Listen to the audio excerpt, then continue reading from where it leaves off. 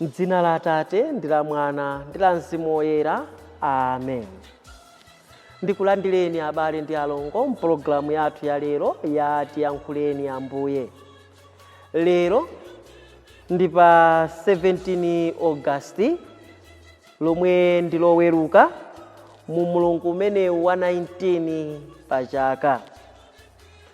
Mawu athu oyamba akuchokera m'buku la mprofeti Ezekiele. Ezekiele mutu wake wa 18 kuyambira ndime yake ya 1 kulekeza ya 10. Ndikudzapitilizaso ndi ndime yake ya 13. Ndikudzapitilizaso ndi ndime yake ya 30 kulekeza 32.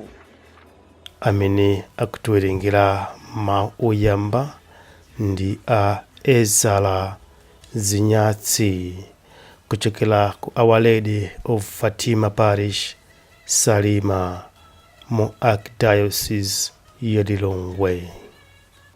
Ndipo mthenga wathu wabwino ndi monga momwe adalembera Mateyu Woyera.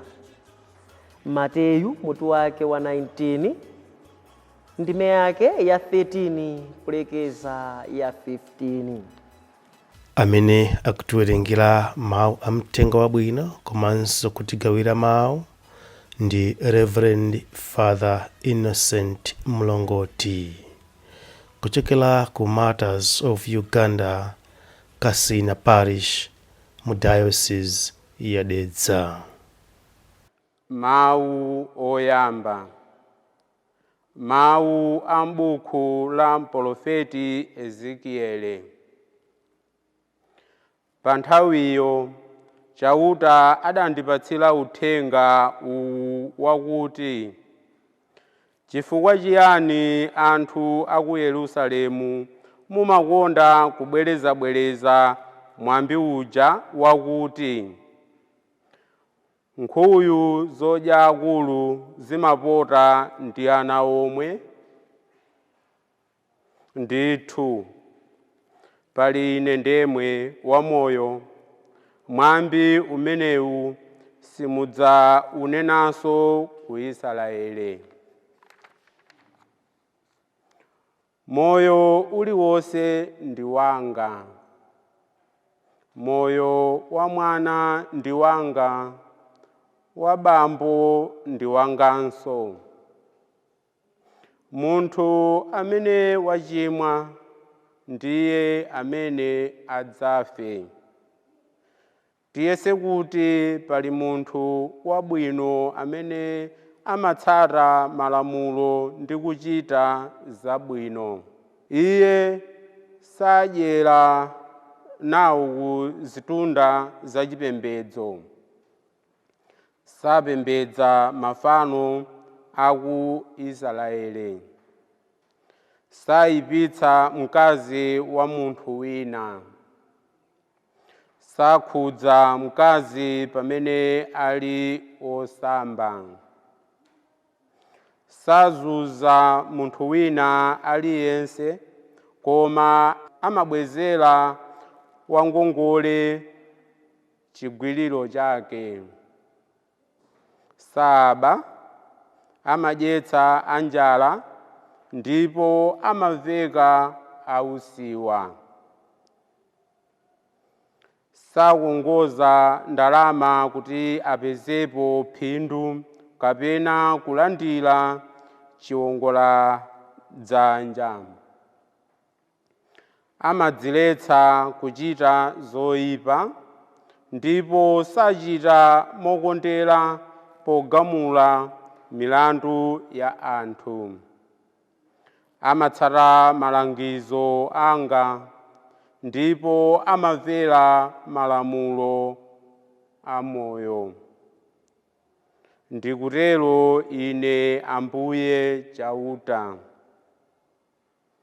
Mwina munthu wotero nkubala mwana amene ntchito yake nkuba, ndiponso kupha anthu. Kodi munthu wotereyu nkukhala ndi moyo? Ayi, ndithu sadzakhala ndi moyo. chifukwa adachita zoyipa zonsezi, adzaphedwa, ndicho chilango chomuyenera. N'chifukwa chake ine Ambuye chauta ndikuti, Aisraeli inu, aliyense mwa inu ndidzamuweruza molingana ndi ntchito zake. Lapani, tembenukani mtima, kuti machimo anu asakuwonongeni. Tayani zoyipa zanu zonse zakale, zimene mudachimwira ine. Mukhale ndi mtima watsopano ndi nzeru zatsopano. Nanga muferanji inu anthu a ku Israeli? Sindikondwera nayo imfa ya munthu wina aliyense. Chifukwa chake lapani, kuti mukhale ndi moyo. Ndikutero ine Ambuye chauta. Mawu a Ambuye. Tithokoze Mulungu. Ambuye akhale nanu, akhalenso ndi mzimu wanu. Mawu a Uthenga Wabwino monga adalembera Mateyu woyera. Ulemu kwa inu Ambuye. Pa nthawi yomweyo anthu ena ankabwera ndi ana kuti Yesu awasanjike manja ndi kuwapempherera. Ophunzira ake nkumawazazira. Koma Yesu adati, alekeni anawa azibwera kwa ine, musawaletse. Paja ufumu wakumwamba ndi wa anthu otere. Atatero adawasanjika manja, kenaka nkumapita. Mthenga wa Ambuye. Ulemu kwa inu Ambuye Yesu Khristu. Muthenga wathu wabwino, abale ndi alongo, tsiku la lero tikukumana ndi ophunzira Ambuye Yesu amene pa chichewa chomveka bwino tikhoza kunena kuti akukhomererana, akuwaletsana kuti apite kwa Ambuye Yesu. Koma anawa ngakhala akuwaletsa, tikumva kuti anali ndi makolo awo, ndipo makolo awowa ndi amene amafuna kuti Ambuye Yesu awasanjike manja, amafuna kuti Ambuye Yesu awadalitse.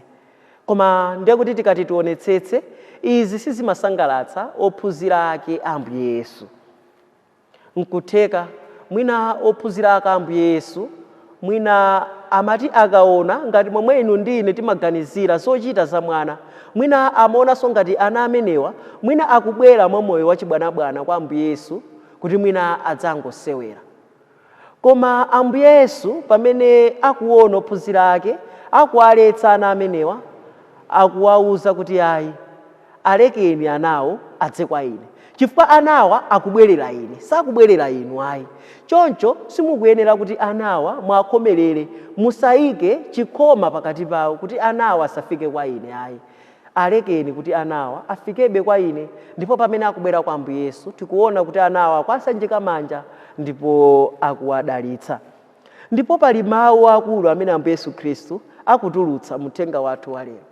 Akuwakumbutsa ophunzira ake kuti musayiwale pajatu ufumu wakumwamba uli kwa iwo amene amadzitsitsa ndi kudzichepetsa monga momwe moyo wa mwana ulili.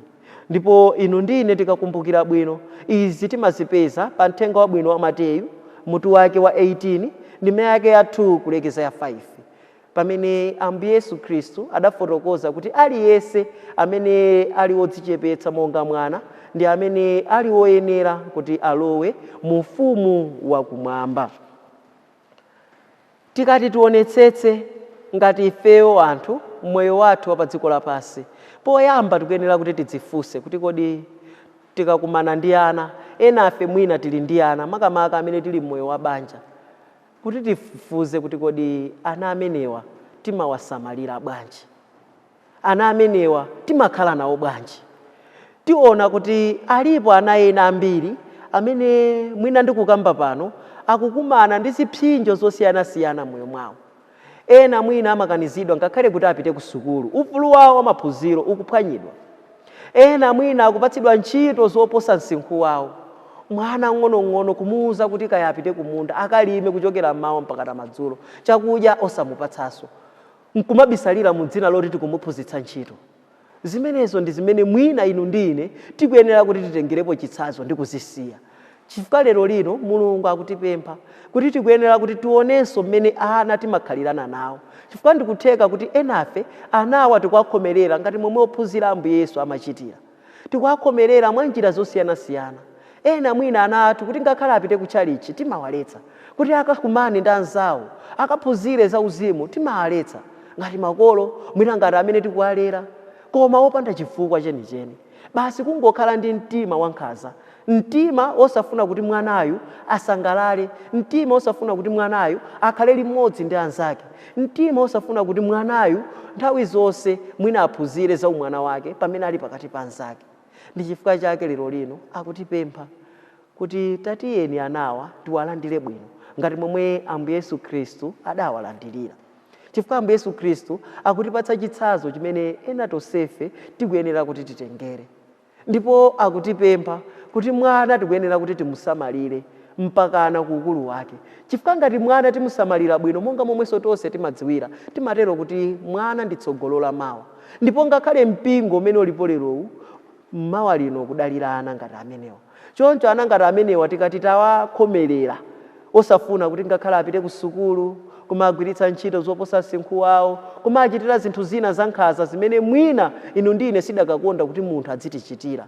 Mulungu akutipempha kuti mtima umenewu tiuchotse, tiphunzire kukhala anthu oonetsa chikondi ngati chomwe Ambuye Yesu Khristu adachionetsa kwa ana amenewa. Tikuyenera kuwakondana ndi kuwasamalira, kuti alipo ngakhale ana ena chisamaliro chenicheni kwa ifeyo ngati makolo kapena ngati ana kubala kapena ngati amene tikuwalera chidatha kalekale. Ana ena mwina alipo kabudula weniweniyu adachita kupanga maso kuti tikukanika ngakhale kuti tagulire zovala nato, kaya diresi la mwana mwamene adavalira mwina miyezi 3 yapita mpaka na lero sikuchoka mthupi mwake, koma ndi mtsikana tikulephera kuti timusamalire.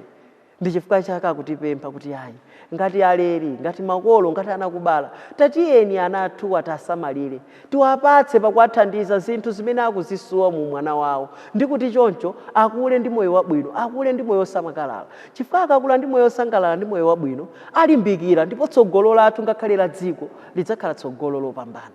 Ana amenewa amene adzatigwirenso ngakhale mkono ifeyo titakalamba. Chifukwa tikuyenera kuzindikira kuti tonsefe kaya takula motani tinalinso ndi msinkhu ngati wa ana amenewa, ndipo nafenso tidakhalapo ana. Choncho ngati ana amenewa tachitira zosakhala bwino tisindikire kuti nafenso tikukalamba. Choncho ngati tikukalamba ndi ana amenewa amene adzatenge tsopano kaya ndi maudindo amene inu ndine tili nawo, kaya ndi zinthu zosiyanasiyana zimene tili nazo zidzakhala m'manja mwawo. Choncho tikasamalira bwino zidzawathandizanso kuti ana amenewa atisamalirenso nafenso ngakhale mu ukalamba wathu, ngakhale mu ukulu wathu. Ndi chifukwa chake tikuyenera kuti ana tidzaonetsa mtima wachikondi pakuwasamalira, osati kuwaonetsa mtima wankhanza kuwapatsa ntchito zoposera msinkhu wawo, koma tikuyenera kuti tiwathandize pakuonetsera chikondi ndi kuwapatsa zinthu zimene akuzisowa moyo mwawo. Tiyeni tipemphere tsiku la lero makamaka kupempherera ana onse kuti makamaka alandire chisamaliro chimene akuchisowa, makamaka pakuwathandiza kuti ana amenewa apeze zinthu zimene akuzisowa moyo mwawo, ndi kuti atapeza zinthu zimenezi ayike mtima olimbikira kaya maphunziro, olimbikira ngakhale zinthu za moyo mwawo, ndi kuti pakutero adzakhala atsogoleri odalirika amawa. Ndipo ife amene tikuwalera ana amenewa tatiyeni tionetsetse kuti ana amenewa tikuwasamalira adi moona, tikuwasamalira pakuwapatsa zinthu zimene iwowa akuzisowa moyo mwawo. Chifukwa ngati tapatsa zinthu zimene akuzisowa moyo mwawo tiwathandiza kuti akule ndi moyo makamaka olimbikira kaya maphunziro, moyo olimbikira ngakhale ntchito, ndi kuti patsogolo adzakhala atsogoleri amene alidi ozindikira udindo wawo, ndipo adzathandiza dziko, adzathandiza mpingo, adzathandiza ngakhale mabanja awo, adzathandiza ngakhale munthu wina aliyense posaona nkhope kuti kodi uyu ndi m'bale wanga, uyu ndi mnzanga, uyu ndi wamtundu wanga, kapena uyu ndi munthu otani. koma tonsefe adzatilera moonadi, ndipo ana amenewa adzaperekadi chikondi chenicheni chimene dziko lapansi limayenera kuti lilandire kudzera mwa ana amenewa. Tiyeni tikhale nawo ana amenewa abwino, ndi kuti patsogolo pano adzakhale zika zodalirika za dziko lathu, komanso atsogoleri odalirika mu mpingo mwathu, komanso kuti adzatenge maudindo osiyanasiyana othandiza dziko komanso mpingo kuti upite patsogolo. Amen.